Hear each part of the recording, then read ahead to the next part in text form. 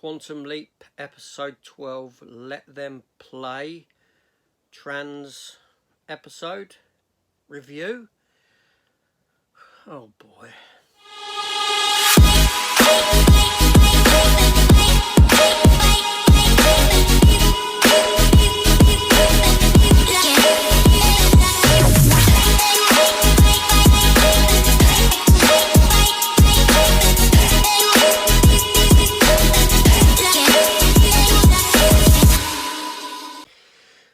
So, Quantum Leap goes woke. Well, it already has, hasn't it? It is very sort of woke. But does this episode move the bar? Does this episode give us anything of depth in what it's trying to tell us, the story that it's given us? And this story here revolves around a young girl called Gia. Ben leaps in at the beginning into Coach Carlos, coaching a basketball game, a girls' basketball game in 2012 in Lake Hill High School. One of the star players gets an injury to her ankle and he calls upon another player sat on the bench who ultimately goes on to win this game, not knowing at this point that this is actually his daughter, or the person Ben has leapt into, Coach Carlos of the Mendez family, and that it's also a trans girl. And this is where the episode it goes into. This is the story that this episode wants to give us. Now, I try and do these sort of talks about these sort of episodes without any sort of bias or opinion from me, in the sense of what my thoughts on these sort of things and this sort of thing. I don't know where to start with this. This is a very heavy-handed episode full of messaging, and this episode here was written, directed and stars an individual by the name of Shakina Nafek, who plays Dottie within the episode, who's this poet come bartender come someone who's been leapt into in the past and all this sort of stuff. I don't know where to go. I don't know where to go with this one. The story itself, okay, the story. So obviously it's all about transgender. It's all about how transgender people are treated by others. I'm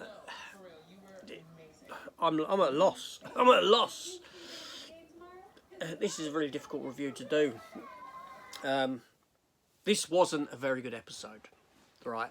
Now, I've seen episodes that have programs that have touched upon different kind of issues. The Orville done a fantastic episode around transgender and about changing your sexual identity and all this sort of a thing. The Last of Us gave us an episode a week ago exploring the relationship between two men, and they were done very well. They were very well written, very strong. This episode here is all about shoving this down your throat. Doesn't matter where you turn in this episode, it's about getting an agenda driven down your throat. There's no subtlety in the story whatsoever, and this is where this episode falters. It really does. The transgender debate, yes, people are people. They can do what they want. I don't care what people do in their life and what journey they take. I do think there are deeper issues at play. I do, honestly. And I don't think that we should all necessarily have to bend over backwards to, the way that they're expecting us to. Right? Don't ask me to change my thoughts on biology and this sort of a thing. But this episode here, it wants to just, it is very, it wants to force this stuff upon you. It wants you to think one way, in that, people who have a different opinion in this episode are bad, they're nasty, they're horrible people. It isn't done down the middle with like two sides of the argument or anything like this. It's focused upon this is right, you are wrong kind of storytelling. So the episode completely falters for me in that sense, and I have no problem with strong thought-provoking storytelling in this sense. As I've said, Orville, fantastic, best one I've seen. This here just, it's just wants to ram it down your throat with a sledgehammer. That's all I can say. The story itself of the leap, it's all pretty. It's all done for this. I got nothing out of this episode. This episode is rubbish. I'm sorry, it's rubbish. I'm not going to go and say yes, it was. It moved the bar for stuff. It didn't. It was awful. It's written by someone who is obviously transgendered, who partly directed it, put themselves in the episode. This is how forceful this episode is. That aside, let's talk about the story in the current timeline. We get a lot of stuff with Ian because obviously Ian himself falls into these sort of communities.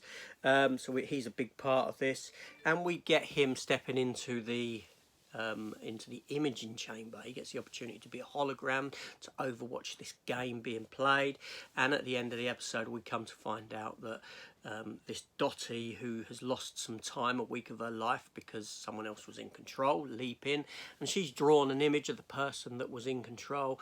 And you're sat there and you're expecting to maybe get an image of Scott Bakula drawn on this bit of paper, but no, we get an image of Ian himself. And is he controlling Ben's leaps? Is there something more at play with him? These are all questions to be explored further down the line. But seriously, this is a very difficult episode to review, because I can't just talk about the story and what it does. If an episode like this wants to push this agenda as much as this episode wishes to push this agenda, then I'm going to talk about it in that manner, and what I believe was right and wrong, what this show done, and it done a lot of wrong and I'm sure that storytelling like it's going to drive audiences away. It's going to drive people off of the show. Guaranteed you, a lot of people will be saying, I'm done with the show now, I'm done with it. Resident Evil had the exact same thing, Resident Alien, had the exact same thing on that fan base when it had done a heavy-handed episode, and I'm sure that this will as well. Me, myself, I'm not going to step away from it. I'm going to watch it, but this certainly won't be an episode that I would wish to revisit again. And like I said, not because of my own thoughts or biases or anything like that, simply because it's so heavy-handed, it wants to force an agenda on you, and with that, I do not agree at all.